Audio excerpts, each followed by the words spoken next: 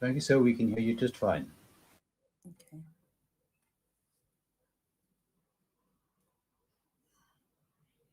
That was the chairperson in the mic. Yes. So, Loretta, it's up to you when you're ready to start then. So let me know when I must start streaming for you, okay? I'm checking that we have 22 people now. Chairperson, should we start because it's 16:59? Should we allow mic to open?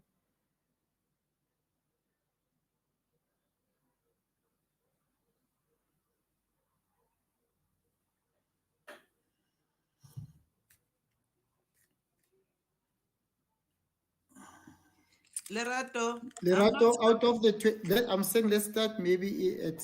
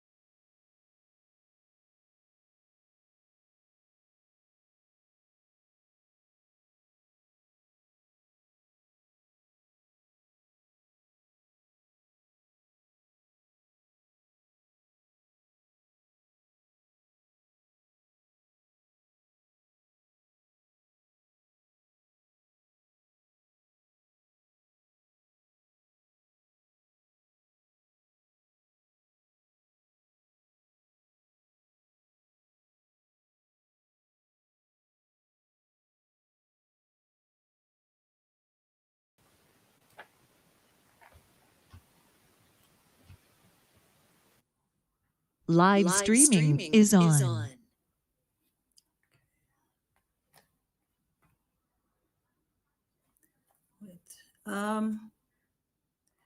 Good afternoon, Chairperson of Scopa, honorable members of Scopa,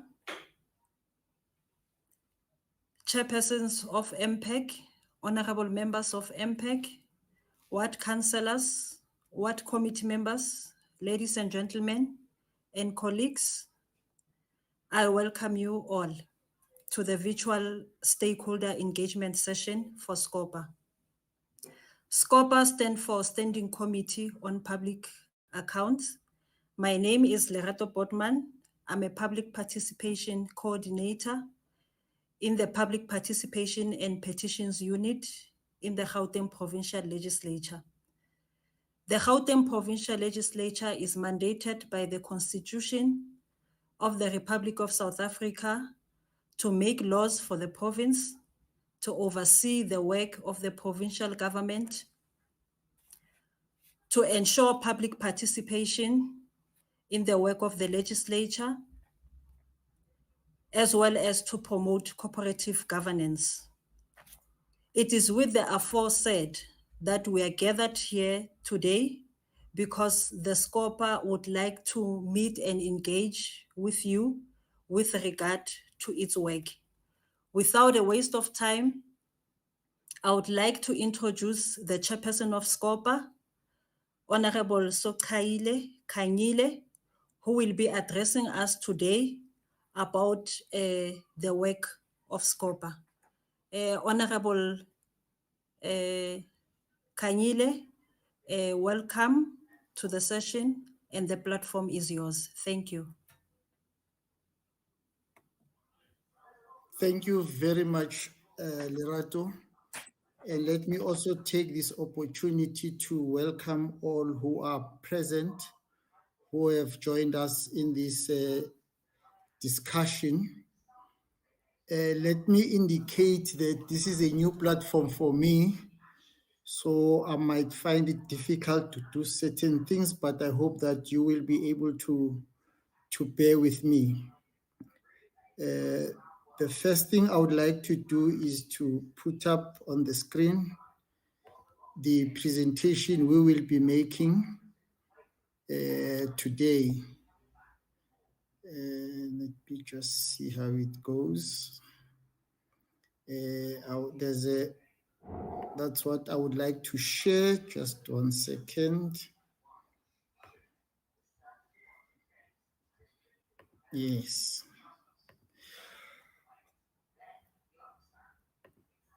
Okay. Let me, as part of welcoming you, say that we are pleased that you are joining us today.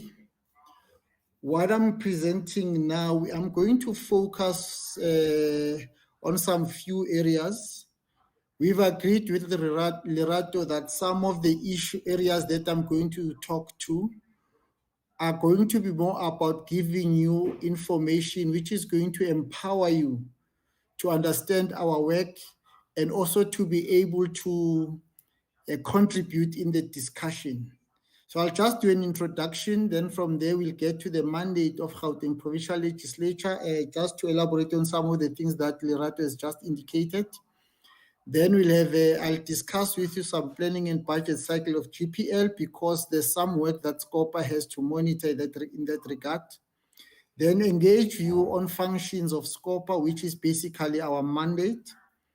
From there, we'll talk about the components of the report of the Auditor General of South Africa, because unless you understand that, it will be difficult for you to contribute in some of the work that you want to do. Then we'll then open up for discussion. I'll present a summary of how you as members of the public, particularly from the ward committee level, you can participate in our work. And we expect that at that level, you'll also make some contributions.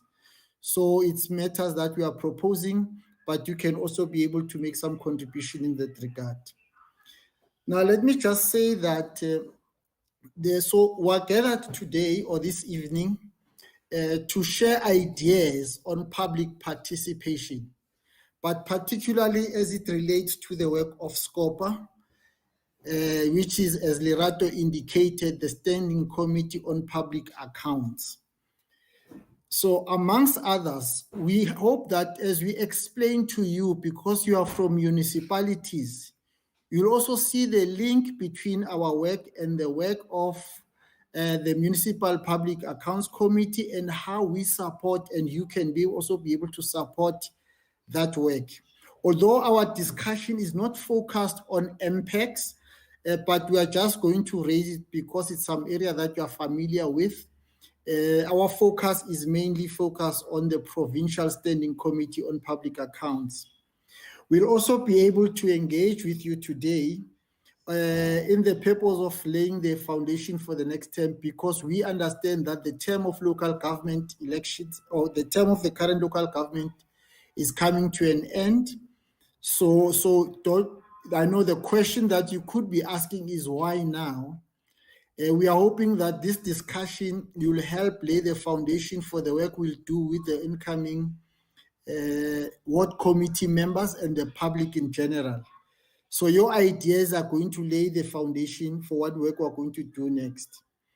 And then, as I said, we want you to share with us at the end some of your views on public participation, because we hope when we do it at the end, you would have already understood the work that we do, and you would have been able to say what suggestions you have for us to be able to do that. Let me just say that for your understanding, the work of Scopa is that we must just indicate to you how Scopa is constituted. It is one of the committees of the legislature. The legislature has got what it calls the portfolio committees. Portfolio committees are linked to the executive. You know, when I say executive, I mean to the executive council, I mean the premier and the MECs. So because we've got 10 MECs, so we've got 10 portfolio committees. There is also another committee that does oversight on the Premier and the Legislature. It's called OCPOL, which stands for Oversight Committee on the Premier's Office and the Legislature. We are called Scopa. Ours is also a multi-party committee like all other committees.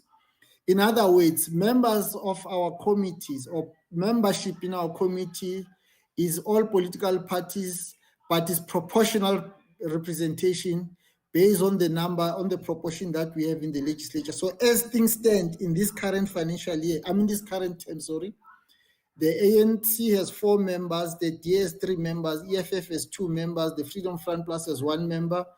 Then there are about 5 women who are members of our committee. So it's a committee of about 10 members, but there are 5 of them are women, and then the chairperson is from the governing party. This is based, I'm raising this because you will know that there's a discussions and debate about public accounts committees being chaired by chairpersons who are not from the governing party. The legislature has taken a decision that it shall be the leadership, it shall be led by the chairperson who's from the governing party. Now, in our understanding, and the reason why we have called you here and want to engage with you in this discussion is because we understand that you are representatives of the people. So as ward committee members, you represent different sectors in your wards, and you ensure that the issues of the different sectors of your wards are raised with the municipality via the ward councillor. Our understanding is that the ward committees are chaired by ward councillors, and therefore it means members of the ward committees work with ward councillors to ensure that the issues that are supposed to be raised by the committees or the issues that the municipality must address, which are from the community, are able to be addressed in that level. And I'm talking through this because later I want you to comment on what we're going to say so that you can assist us to be sure if our understanding is correct. But our understanding is also that you are not limited to comment only on matters that have to do with local government or your own municipality, but you can also comment on matters beyond your municipality. In other words, the work that is done at by provincial government and national government, you can be able to comment on. You can ensure that those issues that are raised by your communities are able to be raised with relevant structures via your ward councillor or your municipality. That is our understanding, and that's why we are coming to discuss with you also the role that we think you can play in the work of the Standing Committee on Public Accounts, which, as we have said, is Scopa. But also we are aware that in the next term there's going to be a serious concentration on ensuring the success of the district development model. And it's a matter that is a model that has been piloted in the current term of local government, and is going to be taken over or strengthened as we move along. And we think that in your discussions with us today, you can also help us to say, as part of a strengthening district development model, how do we ensure that issues of financial accountability and management are included there, so that we can ensure effective governance in that regard. That is our understanding, and I want to hand over now to Lerato, maybe to see if there are any comments from some of the stakeholders we've invited. Over to you, Lerato.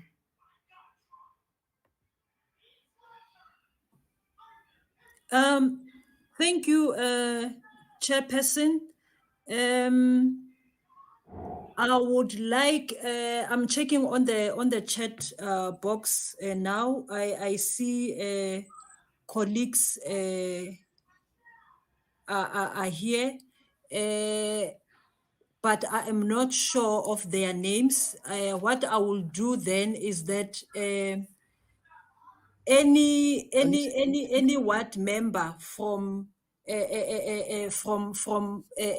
5 regions, I will then note one person from Ekurhuleni, one a comment from Sidibeng, one comment from West Rand, as well as Tshwane region. Kindly, ladies and gentlemen, please send your comments so that I can read them for the chairperson. Thank you. Or Lerato, what we can do is that those who want to raise their comment, and we can take them if writing is going to be a problem. So we can take them now, their comments. Thanks, Chair. The participants can only send they can only send the messages. I see. Let me see. I see a hand from Mejia. No, thank you, Lerato. I just wanted to indicate that I think the people who are on call here, they can actually make their inputs live, so they can actually raise their hand and speak. So we may allow, but those who can't, the system will show. I think Mike and Craig will actually indicate if people are on the observer link, but from what I see, everybody seems to be on the live link. So we can have hands raised and we take those. Thank you. Thank you very much, Mejia. I would like to note hands open for comments on the presentation made by the chairperson. One person from each region. Thank sorry, most people are on the chat link. They are on the chat link.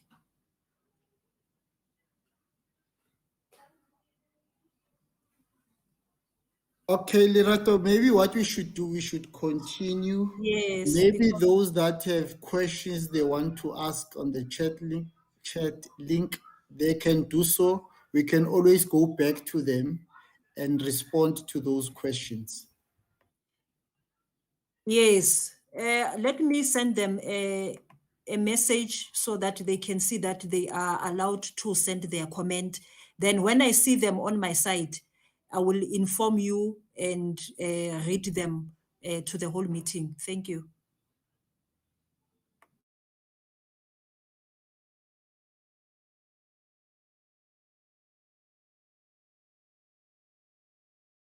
Should I continue, Lerato, or should I wait for you?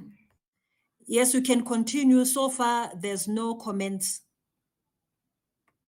Okay, thank you very much. Let me continue. Where's the link again?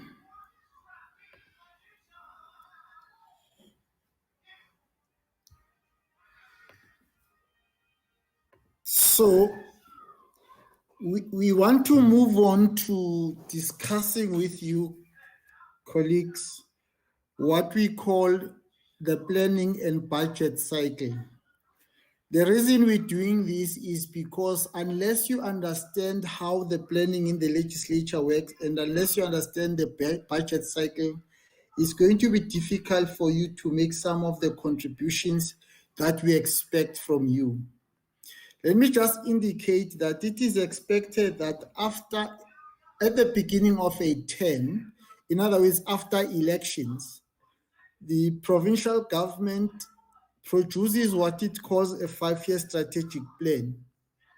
In the current term, we are told that the strategic plan of Gauteng provincial government is Growing Gauteng Together, called GGT 2030, Growing Gauteng Together. And then we are also told that, so this is a plan that they presented to us. We have looked at it, and after looking at it, we have been able to comment on it as the legislature, and this is what then drives the work that they must do on an annual basis.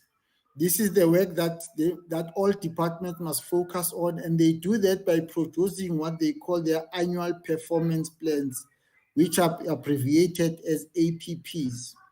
So when these annual performance plans are developed, The intention really is to ensure that they realize the objectives or what is contained in the strategic plan.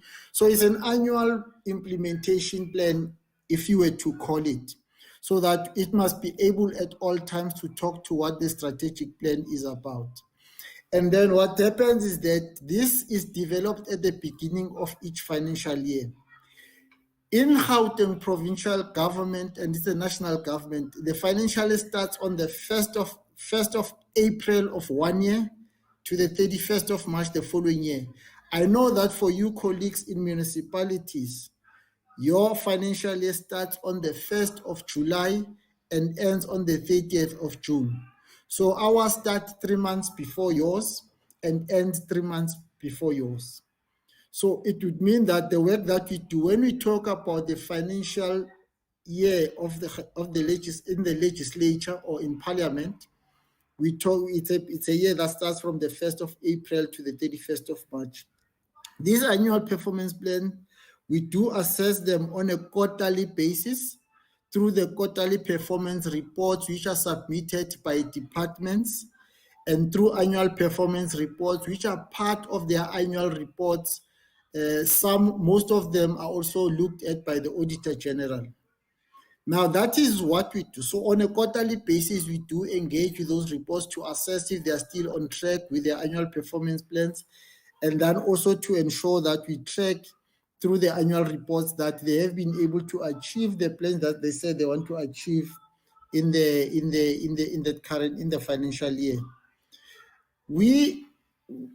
So what happens is that when you've got a plan, that's when you can have a budget, because your budget must be informed by the plan that is there. So you can't have a budget without a plan. But when it comes to allocation of funds, they are allocated to votes. Now, just to explain to you what votes are. So the amounts that are allocated in the legislature, they are allocated to departments. And so each department, the allocation there is called a vote. So it's allocated to, instead of saying allocated to a department, it's allocated to a vote. And so all the vote numbers put together, it's part of the whole appropriation bill, which is basically our budget as a whole, so that we can then approve it. So when we do approve at the legislature, we approve a separate budget vote. And then from there, then we approve the whole appropriation bill.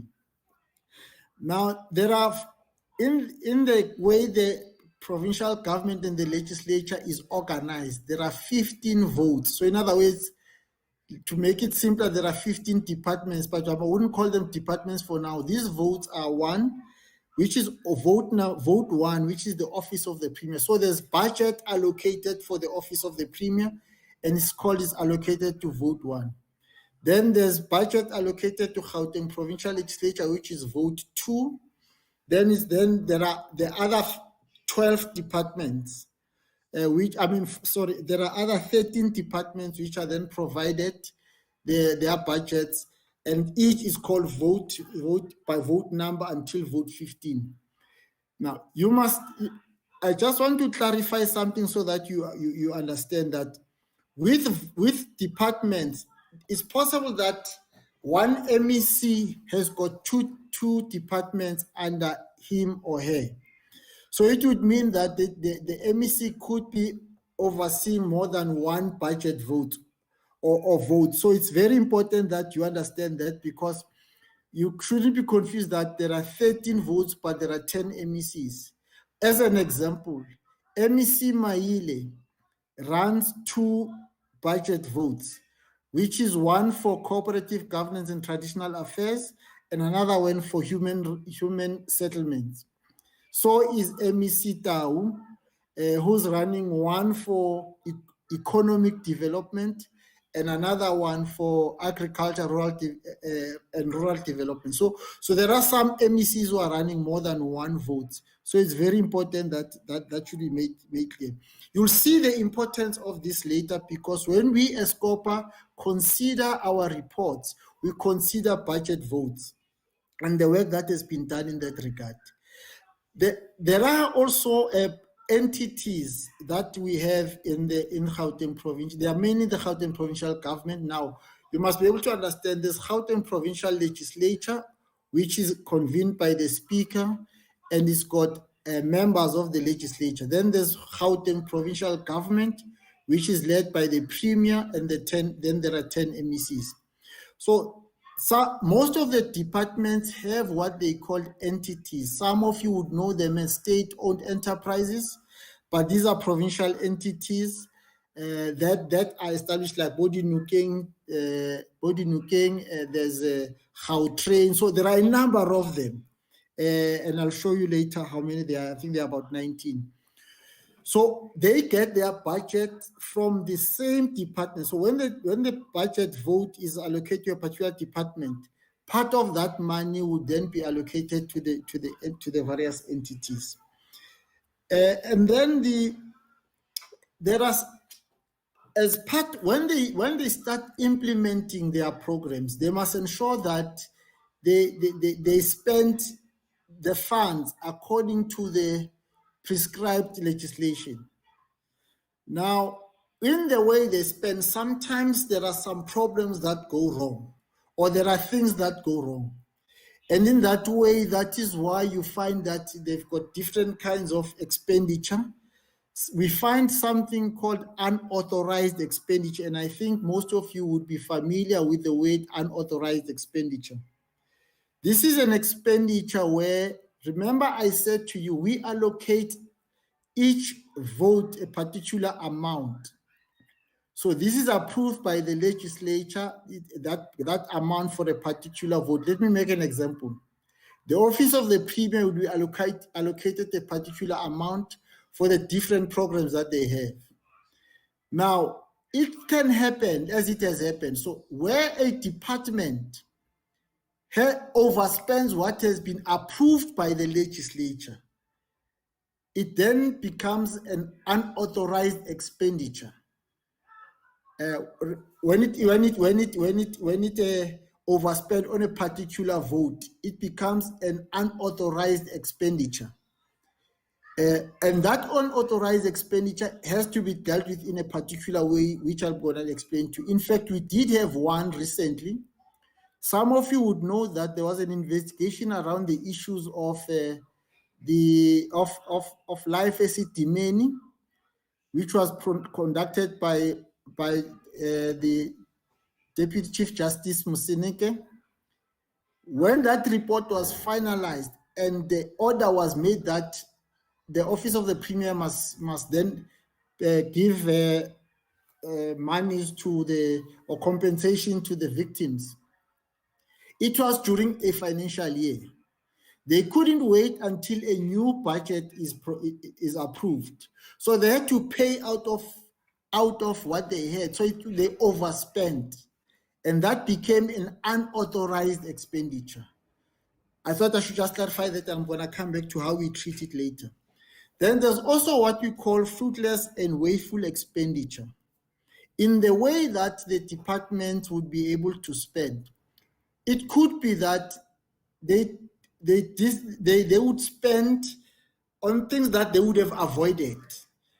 So it's something that if they had proper systems and plans, they would have avoided that expenditure. So it's fruitless and wasteful. As an example, it could be that they were owing some people, and then because they couldn't pay them on time, then there was interest charge. That interest charge could be fruitless and wasteful because had they been able to pay on time and all, then they wouldn't have incurred such an expenditure. So it's just an example of what it is. And this is a very bad reflection if there is fruitless and wasteful expenditure. It shows the inability to manage systems of particularly financial controls in the particular department. Then there's also what we call irregular expenditure. Irregular expenditure would be when the department disregard the laws or the regulations or what is prescribed in the legislation on how they should be able to procure or on how they should be able to buy things or secure things that they must be able to use, or programs that them or projects they must undertake. They bypass the legislation and then they do things. That is irregular expenditure. It's done irregularly. But it could, the difference is that in most cases, there is evidence of work that has been done. In most cases, I'm using the word most because it's not all. There is evidence of work that has been done. The only problem is that the legislation was not followed, or proper processes were not followed. Now, that does not mean that then if there is evidence of what has been given, then it's correct. It's not correct. That's why it is important that they must be able to go and investigate why people didn't follow the processes, and if there's evidence of wrongdoing, then people must be disciplined or must be charged, and in some cases those monies must be what I don't want to use the word recoup, because I just want to use a simpler word. They must then be we must go to those people and get those monies back. Now, in the historical sense of the word, provincial government in Gauteng hasn't used much. We haven't experienced a lot of unauthorized expenditure recently, except the one that I referred to, that has to do with life as a domain. On the other two, we have realized that there's very little spent, or there's very few or small amounts that are related to fruitless and wasteful expenditure, but there are huge amounts that have to do with irregular expenditure. And these are things that we are trying to engage with them to be able to deal with, and I'm going to talk to some of it later. Then also, what is important is that there is a new act that came into being. In fact, let me start here by saying that there's an act called the Public Audit Act, which governs a number of things that has to do with the Auditor General, which amongst others, what needs to be done when you do audit and all that.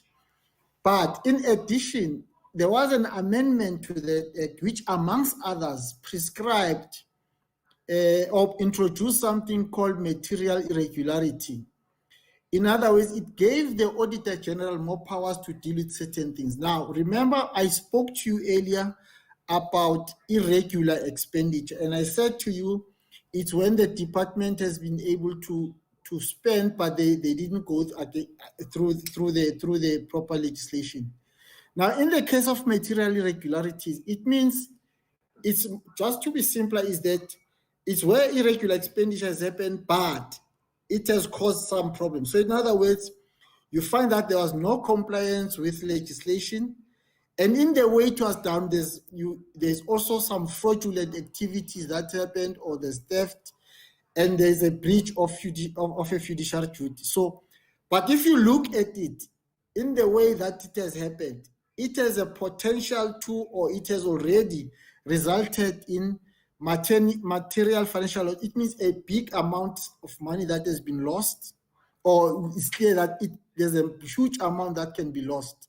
That's why it's called material. Material, it means it's huge. It's something that must be noted, and in fact, it can make a lot of negative impact in a sense. So if that irregular expenditure has that element, then it becomes material irregularity. Also, it shows that there was a misuse or loss of a material public resource. Maybe there's a huge building that was misplaced in the process. In other words, we're told the building was erected, but when you go and look for it, it's not there, but it is paid. So there's a huge material loss on the public resource, but also there's substantial harm to a public sector or institution or general public. So if that's there, then that becomes a material irregularity, and the Auditor General has to follow it up, and if things are not corrected, has a right to, even at the end, get that money collected from the accounting officer. In other words, the HOD, the head of department, in this case. I thought I should explain these in detail, because these are the crux of some of the things that the Standing Committee on Public Accounts deals with. And unless you are able to understand these things, it's going to be difficult to understand some of the things that we're going to be talking about later. Now, the question is then, what about public participation when it comes to planning and budget? So it is expected that as members of the ward committee, you've got a right, when the government develop a 5-year strategic plan, you've got the right to make your own inputs there. To say, so that's why it's important that government must consult you and say, this is what we are planning to do in the next 5 years. What are your views? So it doesn't matter that it's a provincial government. Your ward can be able to make contributions in that regard and say what needs to be done in Gauteng as it comes to all those areas, whether it's health, education, you name them. But within the legislature, what we do is that when we receive these annual performance plans, the APPs I spoke to earlier, we have a responsibility amongst others to engage, to ask for communities to comment, to say, these plans that they have for this financial year, are they going to assist in your ward? Are they going to make an impact? If they say they're going to build a hospital, is it going to have an impact? Is that what you need in your ward? So these are some of the things. That's why it's important that you must engage the public. Remember when Lerato started, he spoke about some of the things that you have to do. One of them was about public participation. So it means we need you to be able to assist us to say that on this work that must be done, what impact will it have in your ward, and what can you be able to contribute, or what are the suggestions that you have? And also, when we remember, I spoke about an unauthorized expenditure. In the way that the legislature requires to do is that and I said to you, there was only one unauthorized expenditure recently, which has to do with life estimate. What happens in that case is that when this unauthorized expenditure has occurred, the department wouldn't have money to replace that extra money that they overspent with.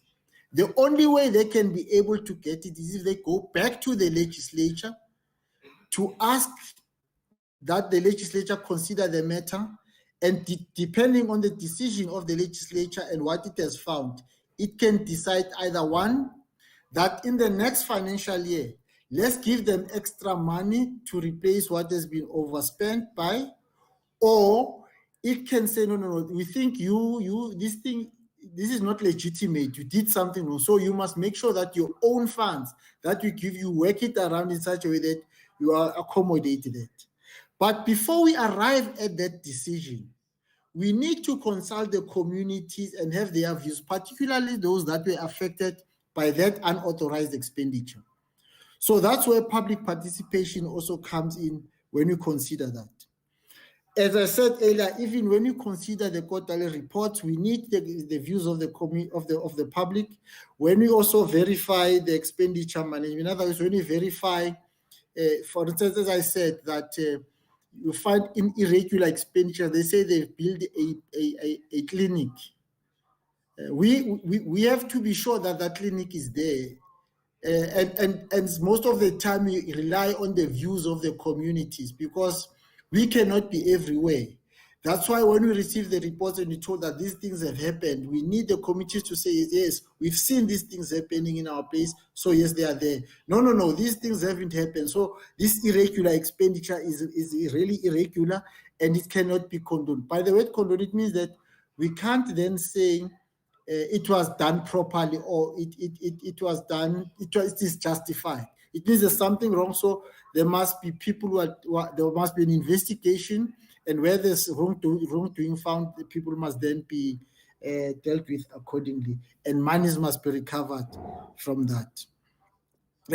So I thought I should raise that. I don't know, Lerato, if there are some questions that you've been able to follow or from your side. Maybe we can take those before we move to the next topic that you're going to be focusing on. Thank you, Chairperson. There's a question from Mabuhu Tinga, My apologies if I'm pronouncing your name wrong. The question, it says, good evening. I get confused sometimes because at the MOEs, which is municipal entities, level, the overspending is referred to as irregular. Is this because the budget is allocated by the core administration? They don't have their own vote number? That is the first question, Chair. Thank you. Okay, thank you very much, Lerato. Thank you very much for the question. Maybe I should also explain something before I get to the question. At the municipal level, you'll find that unlike us, where we've got votes, these are related to departments. Our understanding, and those who are councillors who I am can correct me, is that at the municipal level, you don't really break it down to the votes, as I've explained, that is of different departments, but it's mainly the budget of the whole municipality in a sense. Yes, if there are entities that are there, sometimes there's money allocated for, so there's different audit that is done, but the only audit is done is just for the whole institution, and it's not for different institutions. So that's one thing. So when the Auditor General produces a report and there's financial statement of one of the municipality, unlike us, each department has got its own financial statements, it's audited separately, and then from there we are able to engage. And I'm going to come back to that later. So why I'm started there, I want to answer your question directly, that we'll have to look at the municipal, because remember, sometimes, yes, there is lots of confusion about unauthorized expenditure and irregular expenditure. But the Auditor General, well, I'm going to say she now, because we now know that the Auditor General is Mayor Maluleke. When her team does the audit, they do find that some municipalities, even at provincial level, they do miss allocation. And in that regard, what they then do is that they then provide for corrections, that you must reallocate your expenditure properly. But our understanding, and this is the definition that we have put, is that where allocation has been made and without proper authorization, you overspend on the particular vote or on the particular section, then that is called unauthorized expenditure. But where you have spent the money that is allocated, so the money is allocated, but you spend it, you don't go through the necessary processes, like maybe you don't go through on tender, or if you go through on tender, you miss other things and all that, or you break, you are supposed, if it's for us, I'm not sure what this is for municipalities, if it's for any amount more than 500,000 rand, you must go on tender. But if it's below, you can go for quotations. But what some people do, they then take 101.5 million project and break it down into three so that they don't go on tender. Then they go for quotation on the various three areas. In that way, you might find that as you investigate, then it becomes irregular expenditure in that regard. So I'm hoping that I answered the question, but obviously if it's not, we'll have to follow up on that particular municipality to get exactly what happens so that you can be able to provide the necessary answer. Over to you, Lerato. Thank you, Chairperson. The next one is more of a comment. It's from Ayanda Chingana. The ward committees needs to be representatives of the ward by also being part of the council, by attending council meetings, because some councillors represent the community by giving inaccurate council resolutions and also learn in a process. Thank you. That is the last. Okay, thank you. Does that mean I can move on to the next section of our presentation? Here's another one from Gladys Mkonza. Good evening. I just want to know that on which budget cycle criteria does the Zondo Commission and the investigation process, for example, Estimeni case, for instance? Thank you. Yeah, it's not very clear what you mean by on which budget cycle, and I'm not sure what you're saying. But let me just answer what I think you're asking, and if I'm wrong, maybe you can ask your question later. That the Zondo Commission, in my understanding, is investigating issues that had to do with state capture, and it was clearly outlined in these terms of reference.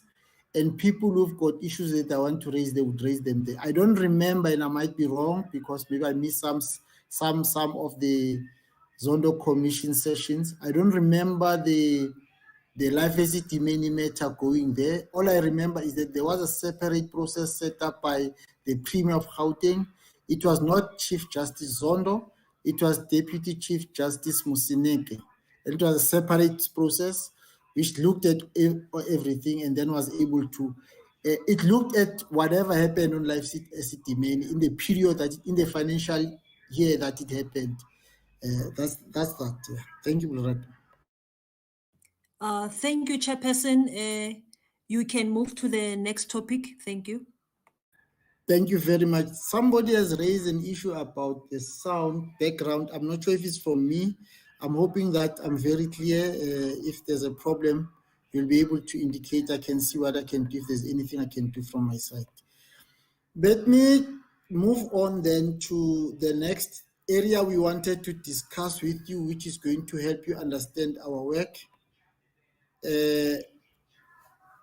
which has to do with our committee now, the Standing Committee on Public Accounts.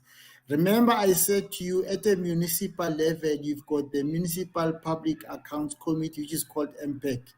Now, please be careful, because the powers that Scopa has are, and if you were to compare them with the powers that MPAC has, you'll find that Scopa has more powers and more teeth compared to MPAC. May I ask that you don't discuss now what is the reason? I know that there's a discussion and there's intervention being made to empower MPACs. It's also matters that are being discussed by Parliament. So maybe we shouldn't get it, because then we'll divert from what we're trying to discuss today. But if people feel that there's something they want to ask on that, is still fine. But I'm just saying it might divert us from what we want to discuss. What is important is that if you look at Scopa, our mandate, we get our mandate from first the rules of the legislature. In other words, the legislature has got its own, maybe for lack of better word, constitution. In other words, how things must be done in the legislature. Who's responsible for what and how do you do what? So there is a section in the rules that says what is the mandate of Scopa? There's mandate of all other committees, but for Scopa it says Scopa must examine the financial statements of the legislature. So we examine the financial statement of the legislature itself, the Gauteng Provincial Legislature, which is led by the Speaker. Remember, I said it's vote 2 when I spoke earlier. So we examine the financial statement of the legislature. We also examine the financial statements of all departments of Gauteng Provincial Government, which is the 14 votes. One of the, remember I said there are 13, the 14th one is the Office of the Premier. So we examine the financial statements of all those departments, including the Office of the Premier. And we also examine the financial statements of all the entities, which some of you called SOEs. I think the earlier question, at municipal level, you call them MOE, municipal operating entities or municipal owned entities. So we've got about 19, and maybe you'll know some of them, Gautrain, liquor board. I can mention them. There are a number of them, but there are about 19 of them. So what happens is that we must it means as Scopa, we must look at the you know what is the purpose of the financial statement? This is really to give you a sense of what is the financial position of the particular department, and also tells us what they've been spending on throughout the year, and also tells us what are the problematic areas that were there. So they are forced by law to say where there was unauthorized expenditure, irregular expenditure, fruitless and wasteful expenditure, they must report it. So the first process that they must prevent it from happening. That's the first thing. They must prevent it from happening. But if it does happen, they must report it. And after, in others, they must reflect it in their statements. They must report it with Gauteng Provincial Treasury and all that. So where it has then been reported, it must also be included in their financial statement. So when the Auditor General comes and audits the financial statements, the Auditor General then will look at that area as well. And if it was not reported, the Auditor General say, no, but I found out that there's irregular expenditure that was not reported. No, you must report it. Or might find that they've reported it as unauthorized when it's irregular. Then the Auditor General will tell them to correct it. If they don't correct it, then the Auditor General can qualify their, and I'll come back to what I mean by qualify. So, or can give them a bad report on their financial statements. So we as Scopa have to examine the financial statements of these three categories of structures, which is the Legislature, number one, is Gauteng Provincial Government, which is the Office of the Premier and the departments, and is the entities, there are about 19 of them. And in addition, we have to examine any audit reports issued on those statements. So in the departments, there are audit committees that look at spending and everything. So they are able to then produce their reports as well. So we have to look at that. We also have to look at any reports issued by the Auditor General on the affairs of any GPG departments. For instance, I've just mentioned when the Auditor General has looked at the financial statement, then they issue what they call an audit report. So we have to look at that audit report. And also, recently, you will remember that the Auditor General audited the funds that were allocated for COVID-19. So the Auditor General has produced 3 reports. One report was about the provincial and national government spending, and that was for the period up to the end of July 2020. The second report was for the period up to the end of September 2020. Those are 2 special reports that were issued that relate to national and provincial government. Then there is a report that has been released recently, which relates to the spending at municipal level, is the state special report. So when I say any reports issued by the Auditor, so the Auditor General conducts several reports, then we have to look at that as Scopa, and because the Auditor General has a responsibility, you'll see later, to report to the Legislature, but those reports come to Scopa, and Scopa processes them on behalf of the Legislature and then make necessary recommendations. And also that as Scopa, we have to examine any other financial statements or reports referred to the committee by the House. So when I say the House, I don't mean the 4-room or 6-room or double story. We mean here, in the case of a municipality, is the council. When the council is sitting, it's called the council. In the Legislature, when members are sitting in meetings, it's called the House. So when it's referred to by the House. So it could be that in discussions and some reports, then you realize that there are some financial issues. Then they can say, no, this one Scopa must investigate.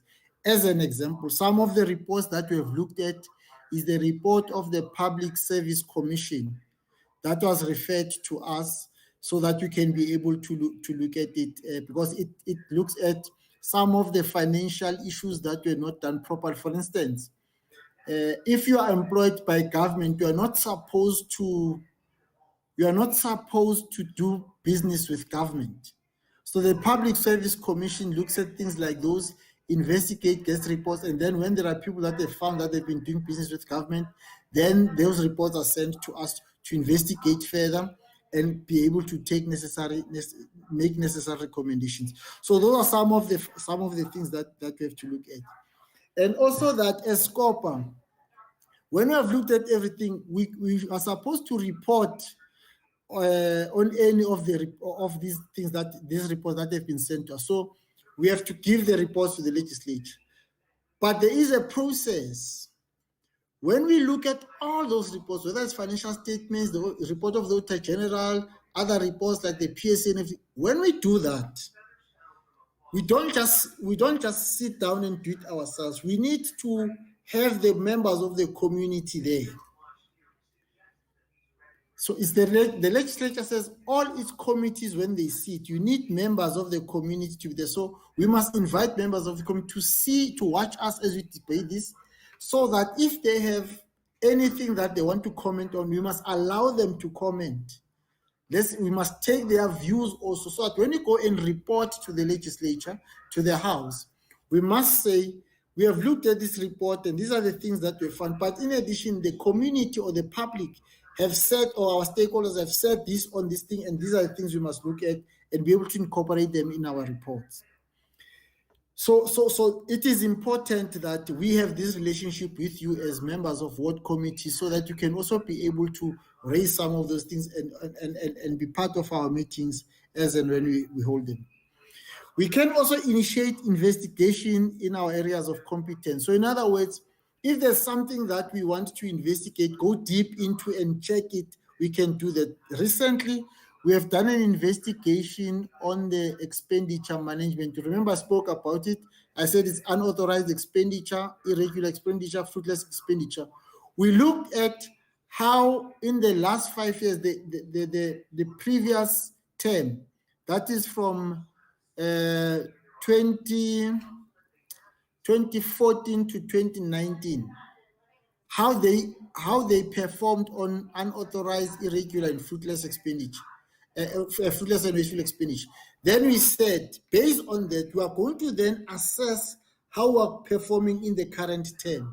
So we're tracking that on a continuous basis and realizing the interventions that must be made, and then make recommendations that are necessary. So we can investigate anything. You, as members of the ward committees, you can come to us and say there's a problem in a particular, on issues of financial management by one department of, maybe it's health department, maybe it's human settlement, I don't know. You can say that there's an issue there which you think has to do with financial irregularities. Then you can be able to bring it to our attention and report to us, and then we can start an investigation to be able to look at those things. So you can do that. We are also expected to perform any other function assigned to us by the legislation, or the standing rules, or the resolution of the House. And I think I've spoken a little bit more about that. Sometimes we haven't really done a lot in this regard, because there's been very little that has been assigned to us in that regard. So that is the function of Scopa. Let me stop here, Lerato, and see if there are any. Maybe before I do that, let me just talk about how in doing our work, how do we apply the mandate of the legislature. Remember, Lerato spoke about them at the beginning. He said lawmaking, oversight, cooperative governance, and then the other one is public participation. Let me explain how we do it. Lawmaking, and I've already explained this, that when it comes to unauthorized bill or unauthorized expenditure, we must be able to process that. And the legislation requires that when we do that, you must also go and get the views of the community on that spending, on that unauthorized spending, so they can comment, because you might find that there's information we don't know. But if members of the committee have information, they can give it to us, and you might find that you don't have to approve it, because that's what the committee say based on their submissions. But you might find that they're in support, they say, no, it is correct, then you can be able to approve that. Then there's also issues that have to do with oversight, which is one of the main things. So our oversight is focused on the Public Financial Management Act. I know that in your case, in municipalities, the act that governs you is the Municipal Financial Municipal Management Act. I think I'm getting it wrong, but there's a MFMA, Municipal Finance Management Act. Municipal Finance Management Act. That's what governs. In our case, there's Public Financial Management Act, which governs the work that is done by the department and the Office of the Premier. Then there's Finance Management of Parliament and Provincial Legislature Act, which governs what is done by the Office of the Speaker and the Legislature. So in other words, finance management in South Africa is governed by 3 acts. At the municipal level is Municipal Finance Management Act. At province and national is 2 acts. Is Public Finance Management Act and the Financial Management Act of Parliament and Provincial Legislatures. It's mainly because we've got separation of powers at province and national. In your case, your council, which is led by the Speaker, can delegate powers to the executive, which is led by the mayor. In our case, there's separation of powers. So that's why you are governed by only by 2, you are governed by 1. But it's something that I thought I should be able to explain. But also that we do oversight on the reports of the AG. I've explained to you that after the AG is audited, they give us the reports.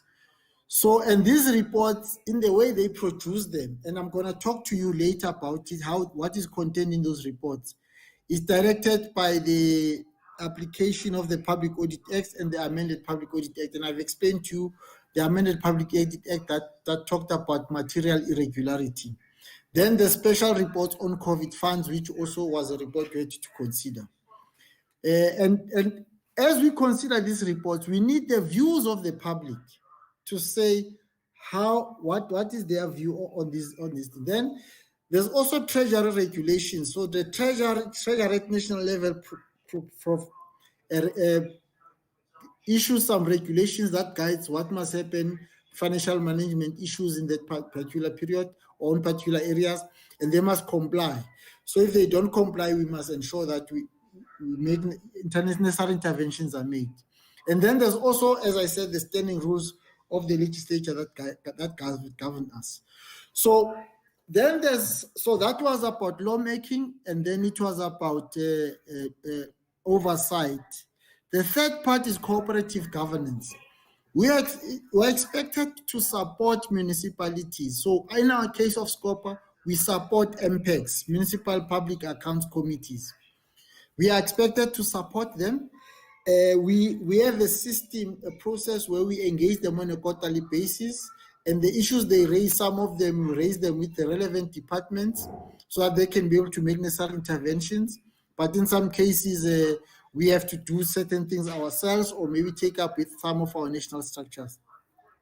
Also, we have to cooperate with other legislatures. That is whether Limpopo, Mpumalanga, you name them, and also the National Assembly. And we've got a structure that assists us in that regard. It's called the Association of Public Accounts Committees, APEC, Association of Public Accounts Committees. That's another structure we work with.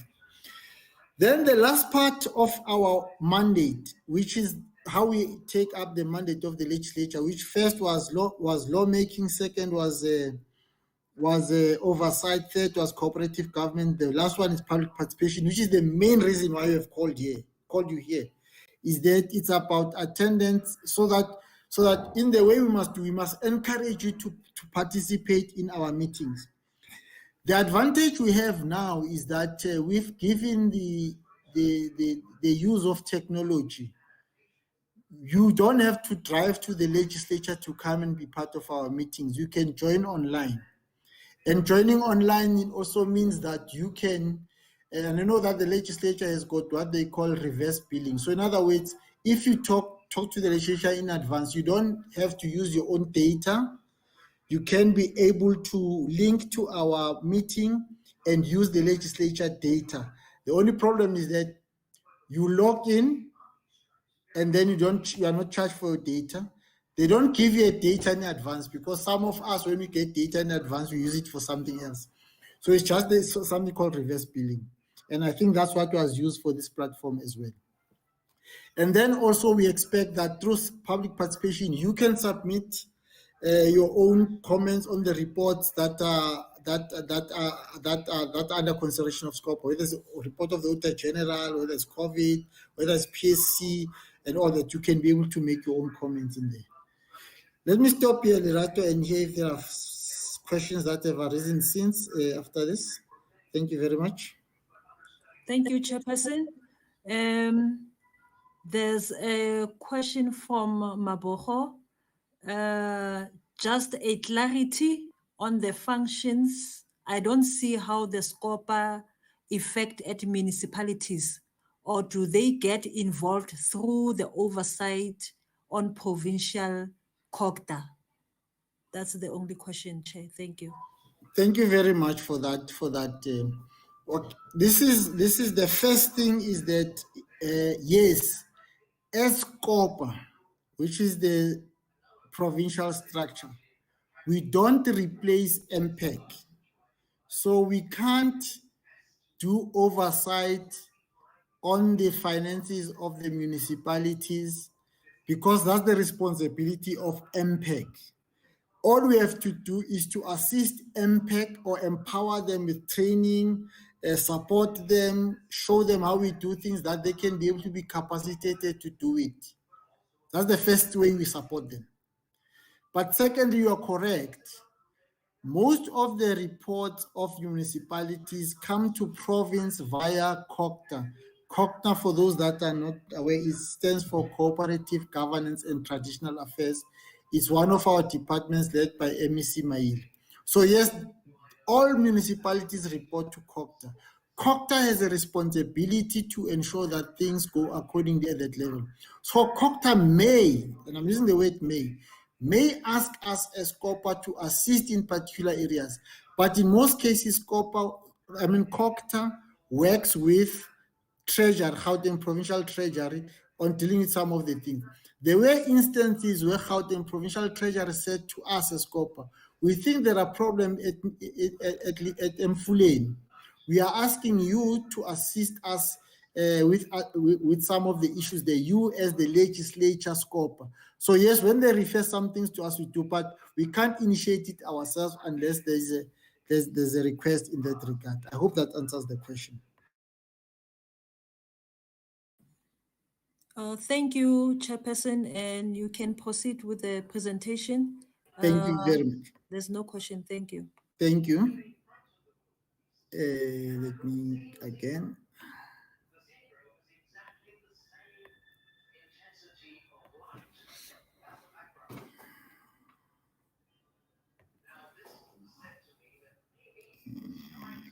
Okay. So this is one of the most important part of our presentation, because it will show you the things we work on and assist you to see how you can be able to work with us at that level.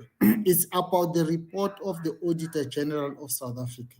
So we thought we'll show you which areas do they report on. In that way, we hope that you'll be able to see what role you can be able to play as well. We will make some suggestions, but you can also make additional suggestions as well. First is that when the Auditor General does the audit, at the end, they must be able to report on the following areas. One, they must tell us what they found about the financial statements of the 15 votes. Remember the 15 votes, the office of the office of the Premier, vote 1, Gauteng Provincial Legislature, vote 2, and then the 13 votes, which are departments, and also the 19 entities. So they must be able to say, when they looked at their financial statements, first of all, what is their view? What is their audit opinion? So they would say they either found that there's a word they use, they say clean audit. That's when the Auditor General says, give what is called unqualified audit with no findings. Now, sometimes this word unqualified confuses because people think education, if you are qualified, you've got a degree, and so it means it's a good thing. That's what sometimes confuses people. If you are unqualified, you don't have. But in this case, when it's qualified, it means there's something wrong. If it's unqualified, it means there's nothing wrong. But it depends. The unqualification is twofold. There's unqualified with no findings. In other words, there isn't anything that they want to emphasize or something that is problematic. And that is always referred as clean audit. Then there is another unqualified with findings. So it means that, yes, things were right, but there are certain matters that are still problematic. They are not too much of a problem, but they must be attended to. They are not too much of a problem to give us that we must say the report is not correct or is not a good report, a good financial statement. So that's what it is. Then there's qualified audit. Qualified, it means that there's a problem. And there are things that are problematic that must be attended to. And then there is what we call a disclaimer. And then the disclaimer is when, in fact, the Auditor General says, no, these statements are problematic. There's very little I can do. There's no document, there's nothing. There's a problem. So there's a serious problem. So those are some of the opinions. So the Auditor General will say, what is the opinion? What is the opinion of the Auditor General on the financial statements? And then particularly where they found that there's a unqualified with findings and the rest of the other ones. They'll then come with issues of emphasis, or that they call emphasis of matters. In other words, these are matters that must be brought to their attention in the case of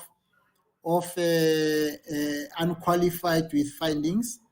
But in the case of qualified, then they'll list those things to say these are the problematic areas that are there.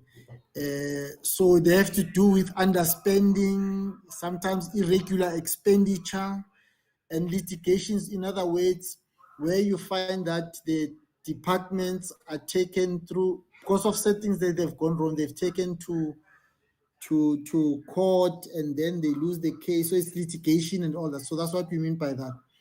So it depends on how big those things are. If they are huge, then it becomes a qualified audit with findings. But if they are not too much of a problem, they then refer to as the audit becomes unqualified, although there's still emphasis of matter, which must be looked at. So that's the first part of the report of the Auditor General, is about the audit of financial statements. The second part of the report they give is about the audit of the annual performance report. So what happens is that, you remember earlier I talked to you about the annual performance plan, APP, and I told you that these are the things they want to do. They normally indicate that by this time they would have achieved this target and that target and that target. So what the Auditor General does, they identify a particular program, they identify a particular area or issue that the departments that they want to perform on. Sometimes can be one, sometimes can be two, sometimes can be three, it depends. Then they zoom into it. They don't take the whole thing. They zoom into it, and then they assess whether targets have been met, and if they haven't been met, what has been the problem and all that. And then they are able to then say, if it's huge, then it becomes an audit quiz. So in other words, it becomes a problem. But if it's not too much of a problem, then it doesn't go to qualifications. So we call them predetermined objectives, because the objectives that they want to achieve, but they determine them at the beginning of the year. So they put them in the annual performance plan, and therefore they say this is what you're going to achieve at the end. So that's what it is. So the Auditor General looks at that and say, and report to us and say, I've looked at these 2, 3, or 4 programs. As an example, the Auditor General might say that when it comes to human settlement, as an example, I've looked at the Alexander renewal program in CDBang. I've looked at the Everton renewal, and then I've looked at what is there, and I saw the problems.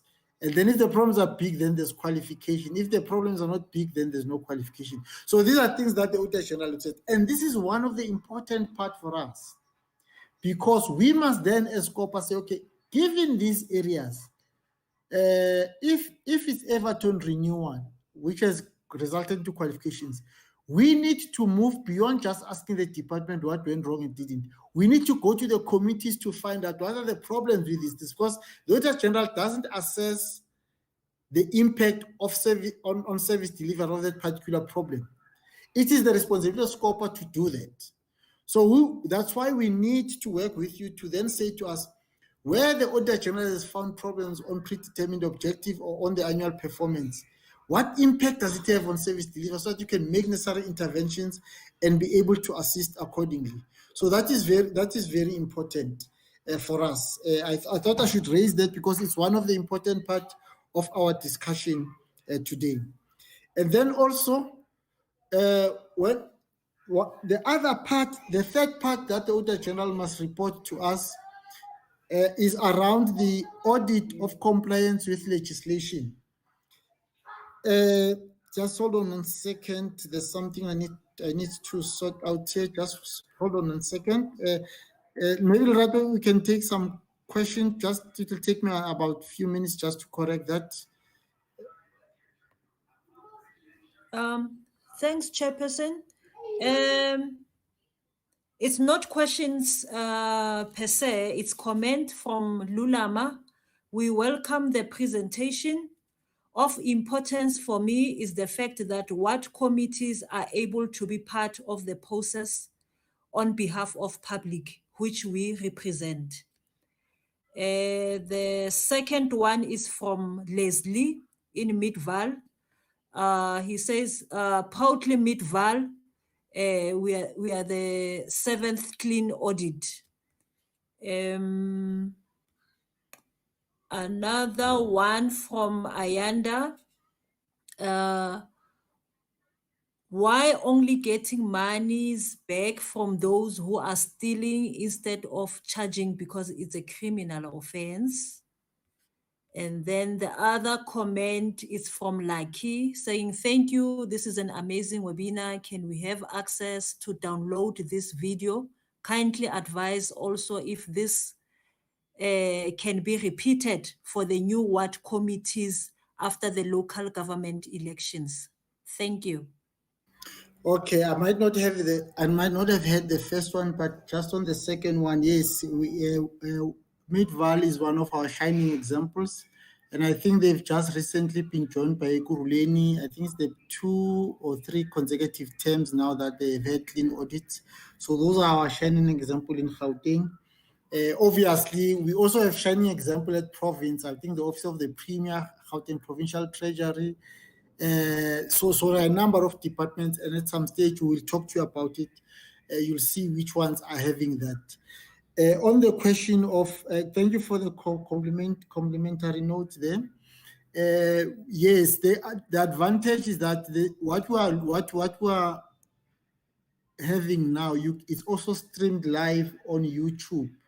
So if you go back to YouTube, you can be able to start from scratch and see what has been said and what has been discussed. I hope I've responded to all. As I said, I didn't hear the first one. Let me continue from where I ended, Lerato, so that then if there are other things, we can be able to deal with them at that level. Where are we? Okay, let me press here again.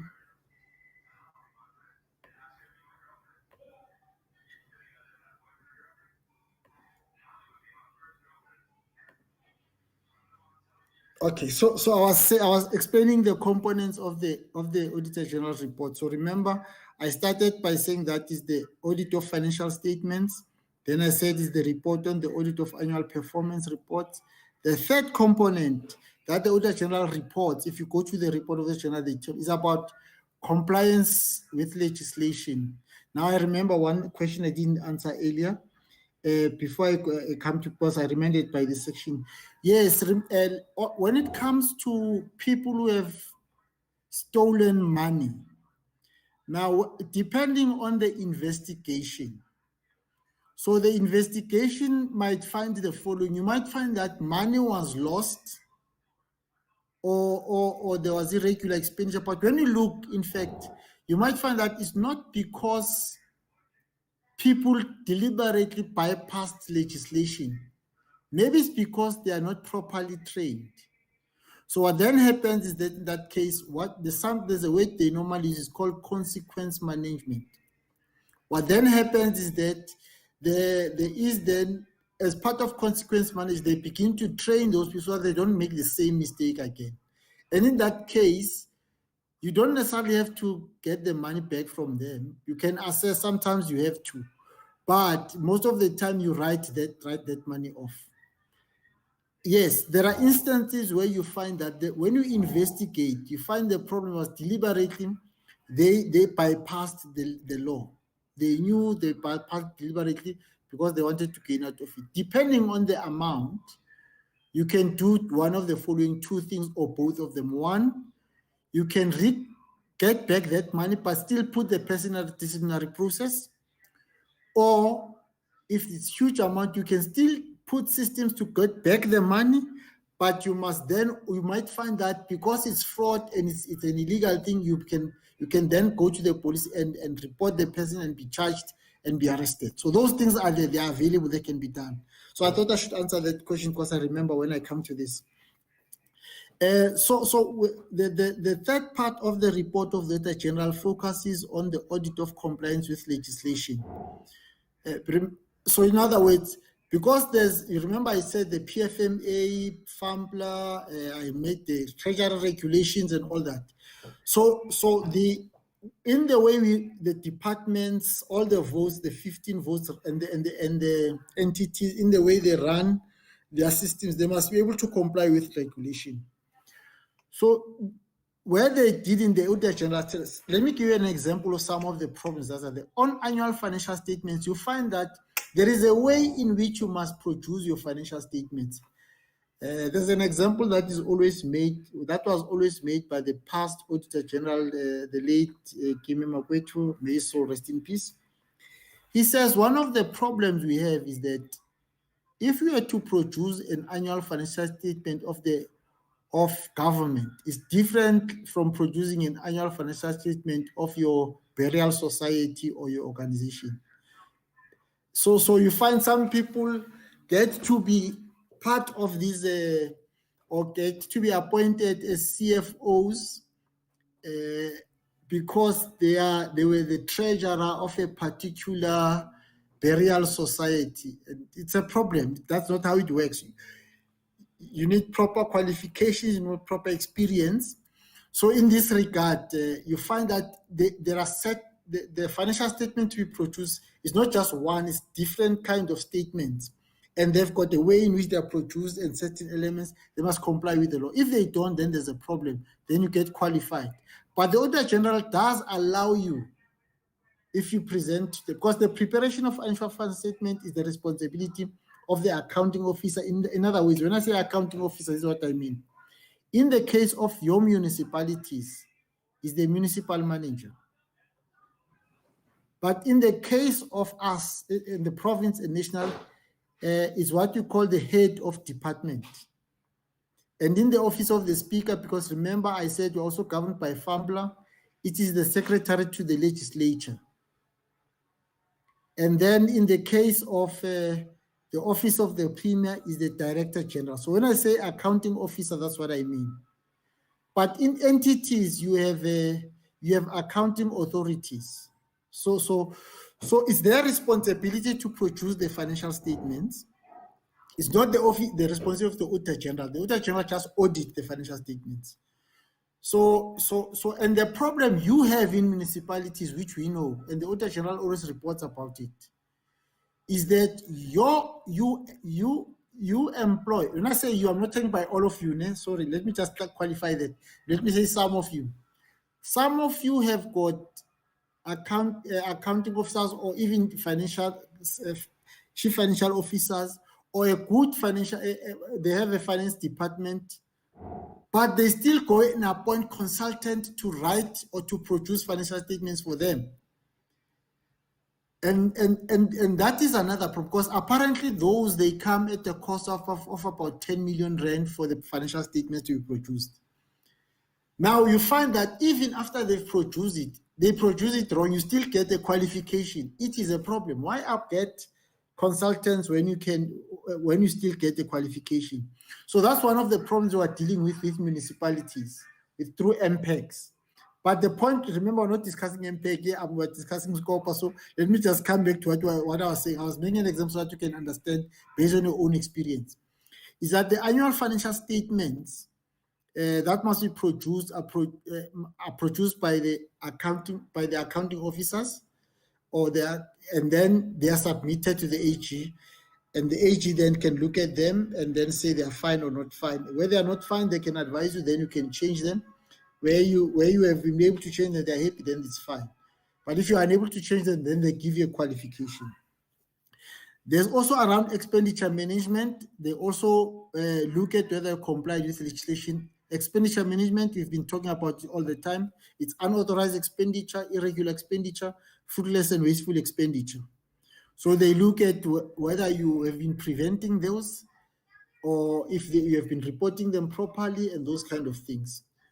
And where you can't correct it, then they can qualify. But if you can correct it, then then you get an unqualified audit.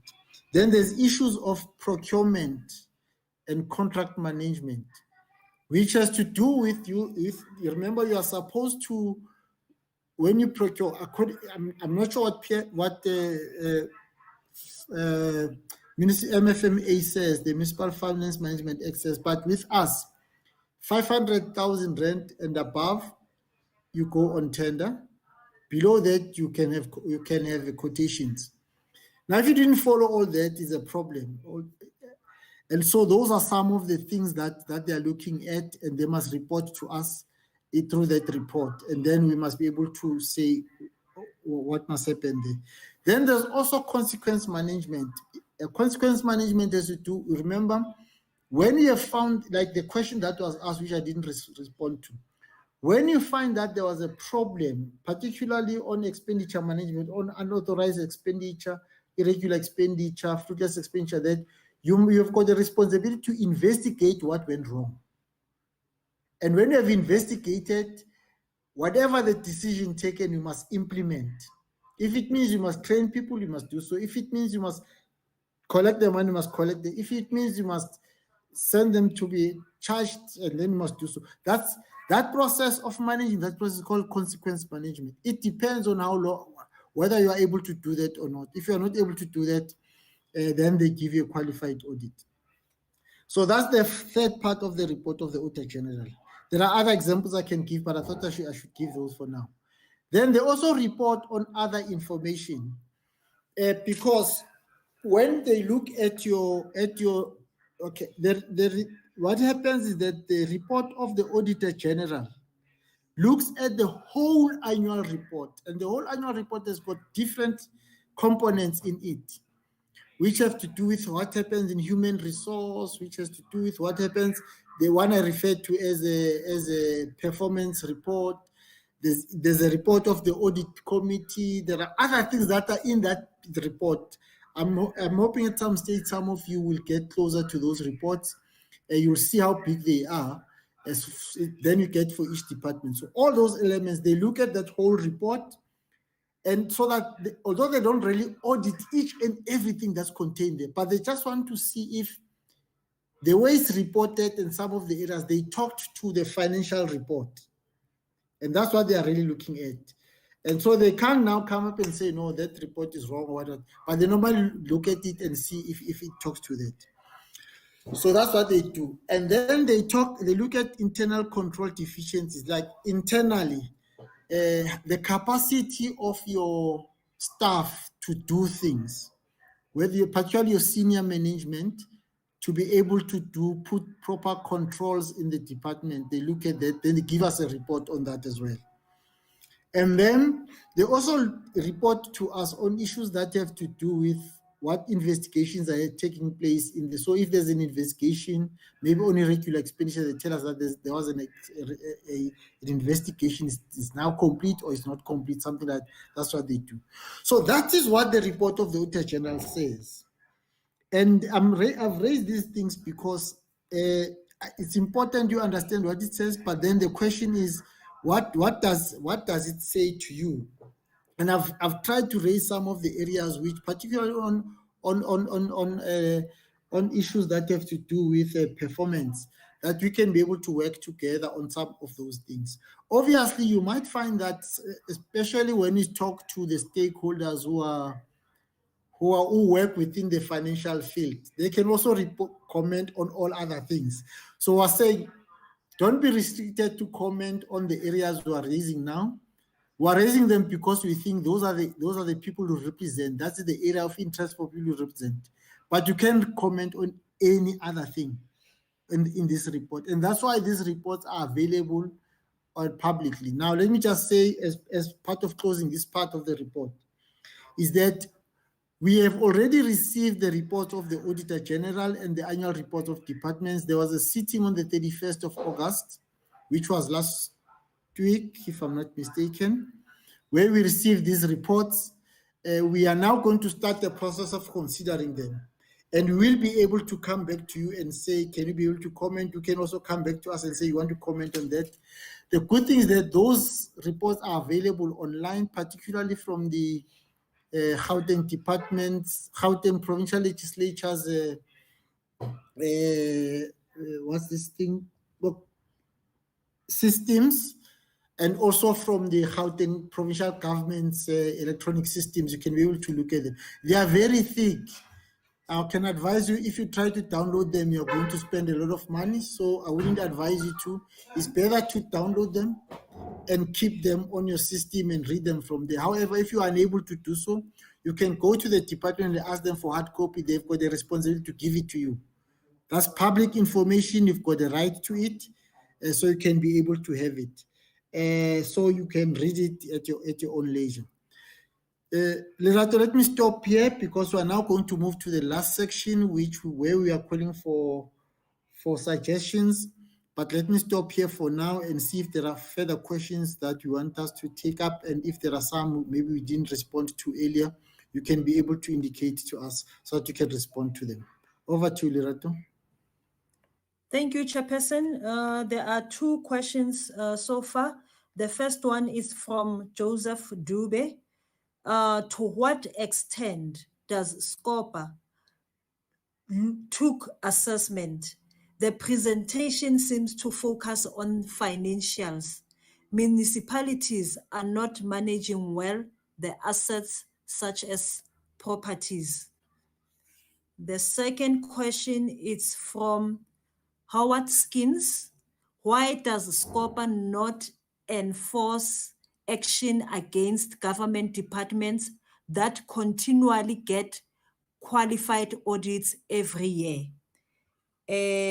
Yes, those are the two questions. Thank you, Chair. Thank you very much, Lerato. Let me just say that on the first one, I think the question had to do with Scopa. Just repeat the first question again. I'm trying to make notes here. Lerato, please repeat the first question again. I was trying to make notes. Okay. The first question from Joseph, it was saying, to what extent, what was it the first question? Let me check again.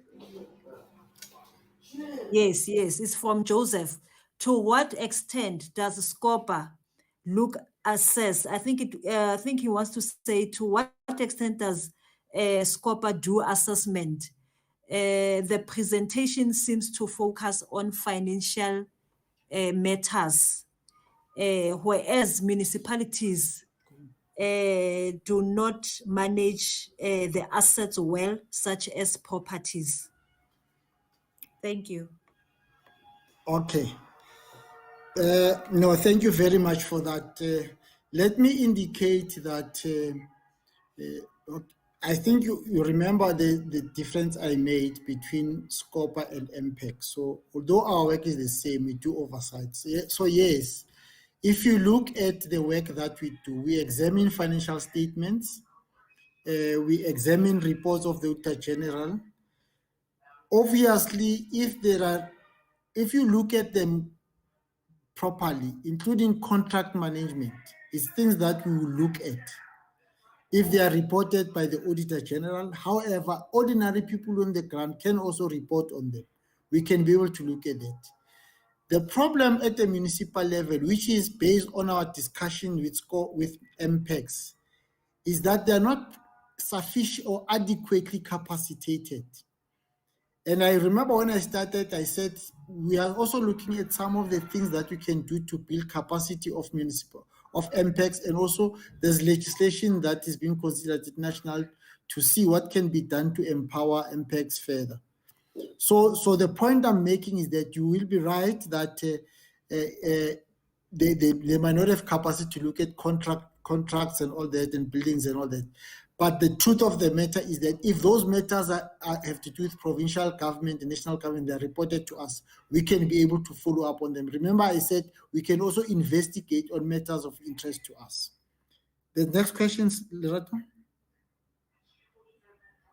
The next question from Howard Skins is as follows. Why does Scopa not enforce action against government departments that continually get qualified audits every year? Thank you. Thank you. Yeah, let me just start by saying that Scopa and the legislature do oversight on the departments. So the departments have a responsibility to ensure that their systems are there, but also, to answer a question directly, they have also the responsibility to implement consequence management. It's not us who would implement it. So they've got the responsibility to implement consequence management. However, if after several engagements they are unable to implement, remember, one of the people we must hold accountable is what we call the executive authority. Let me make it simple to you. To who is the executive authority? The executive authority is the Premier, is the Speaker, is the MEC. And I think in your case, the executive authority will be, amongst others, will be the mayor, if I'm not mistaken. But that's what it is. So we hold them accountable. If they don't take action, we've got a right as the legislature to go and report the matter to other law enforcement agencies, whether it's SIU, whether it's the police, and you can do that. But what we have discovered is that in the case of Gauteng, the office of the Premier has got a unit called the Forensic Investigation Unit, which is tasked with that responsibility. So we have to make oversight on that unit. Only if it doesn't perform, then we must hold the Premier accountable. And then if there's no action, then we can move to the next step. Now, I just want to invite you. Tomorrow, we're receiving a report from the Premier on the work of the forensic unit, which is linked to the question you're asking now. So we are going to get that report. The Premier is going to be reporting to us, and we're going to engage with that report. Those of you who are willing to be part of that, you can choose. The only problem is that it's in the morning at 9, and I think we'll be done with the Premier around 11 or so. So because we do oversight, we have to make them do the work first. Only when they fail, even at the end, the executive, then we can make that intervention. Let me also say that if you look at the Public Audit Amendment Act, the one that I referred to earlier, it gives the Auditor General those powers as well, that where the Auditor General finds material irregularity, the first thing that the Auditor General must do, must get the accounting officer to correct it. If they fail, then the next step is to then investigate and find out what went wrong. If they fail, then the next step is to report the matter to the relevant law enforcement agencies. Amongst others, it also means that as a last resort, the Auditor General can issue something called the certificate of debt.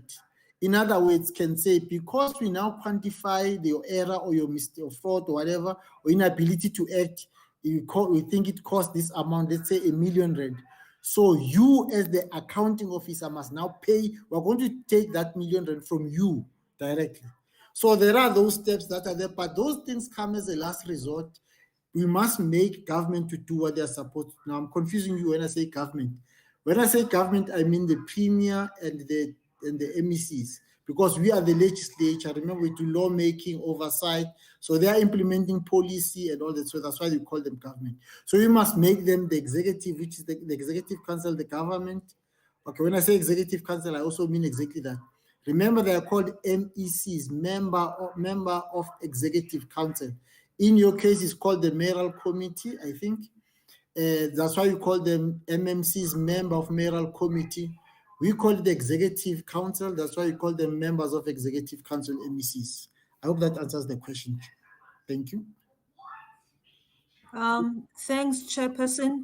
Another question is from Richard. It's more comment as well as a question. It says Mid-Val Savannah City housing allocations is a mess. It has to be investigated, and resolutions to beneficiaries. From Mid-Val, thank you. Yeah, that's why in such case, you'll see, we'll give you some proposals now. Those are matters, in the way you present it, it's a matter that must be reported to our Human Settlement Department, or you can also report it to our Petitions Committee, because in the way you report it, it might not mainly have financial implications, but it's more about human settlement. It could be that in the investigation, it's something that they want us as Scopa also to look at, but in the way you present it, it's a matter that has to do with our Human Settlement Department and the Petitions Committee. Thank you, Chair. That was all from stakeholders. You can proceed. Okay, let's deal with the last part of our discussion, which is now, I'm going to be listening to. It's a pity you can only write what you can. You won't be able to speak. I would have appreciated if you had we had a way in which you can be able to raise these things directly with us. But what we are saying now, it's the key of what we called you here to do. We have shared some of the things with you before, but we want to now engage with you so that we can be able to see what have you got to say. So, so this is what we propose. And you can make some more additions now that you understand what Scopa is about. First of all, we want to encourage you to attend our meetings. When I say you, I'm talking about you as members of ward committees, but also the ordinary people in the street. They can attend our meetings. As I said to you, the legislature has now a system where if you want to attend, you inform them. Maybe Loretta will tell you how you inform them later. And then they can be able to then assist you with data to connect, but they don't give you data. They take your cell phone, then they make you connect, and that data is charged the legislature. You can also attend our sittings, which is in your cases like the council. So you can attend the committee, and I've just said to you, tomorrow there's a committee meeting. It's on Teams, well, it's virtual. So we are going to deal with two issues. The issue number one is the report of the Premier on the forensic investigation. But the second part of our report, auditors are going to deal with, is that based on the audit of the AG, we have looked at some of the things that, some of the recommendations by the AG, we have asked the departments to deal with those and correct those things and report to us. So we're tracking if they are implementing what the AG has said. You remember the question that was asked earlier, that why don't you act when people are not doing things right? So we do act, we check them, we give them an opportunity to check. So we're assessing those reports tomorrow, and then based on that, we can be able then to say whether we think they've done it sufficiently, we then close the resolution, or if there are still problems to be followed up, we do follow up. So that's what we're going to be looking at tomorrow. We are also adopting some of the reports We have done a report on the, so there are some reports also adopting. I don't want to get into details for now because it's part of the discussion tomorrow. Like I said, you can submit petitions. We've got a petitions committee. You can submit a petition to the petitions committee. Although there's a form you must complete to do that. And then also you can, now, which is more specifically about Scopa also, all we want is that you must contribute in promotion of ethical governance. In other words, what are the issues that do not promote ethical governance? You can then report those things, then you can launch an investigation, particularly issues of financial management and accountability. Like the question asked, why does it look like you're only focusing on issues of financial management? That's exactly because it's our mandate. Then you can also comment on reports being considered by Scopa, which is financial management, on issues of financial management and issues on unauthorized bill. So I'm not sure if you have some comments you want to make on some of the things that you think you can participate, or there are questions you want to ask about how you can participate in the committee and ensure that the work is done. The key thing which I want to stress as I close this part is that we're taking you, like I said earlier, we see you as representatives of the people. So this platform is for you, one, to ensure that you raise the issues that affect your communities, particularly that have to do with financial management and accountability. Two, you are able to get your committees to also participate themselves in some of this work so that they can be able to work with you to ensure that the work is done. We know you report or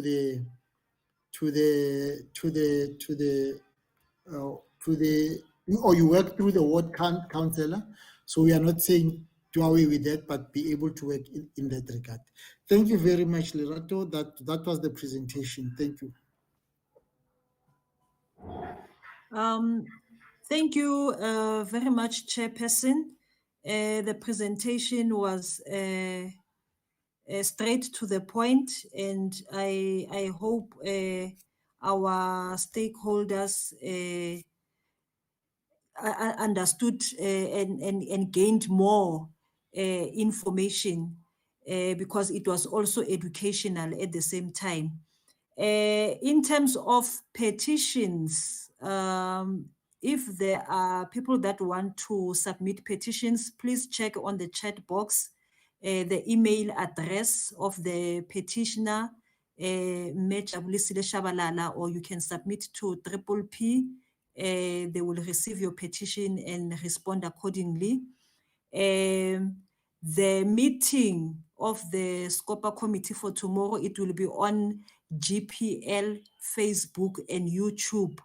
If you want to attend that meeting tomorrow.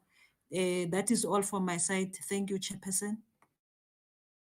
Does that mean there are no further questions or comments from the chat? No, Chairperson, there are no comments, no questions. Thank you. Okay, let's ask that if there are further comments that you want to make on our discussions today, where can they send them to yourself? When she says PPP, she means public participation and petitions. So that when you leave here, you don't, hey, they talk about PPP, what were they talking about? So that's what she means. Lerato, if they want to make further comments, because when we close here, these platforms, both the Facebook and the YouTube and this one will be closed.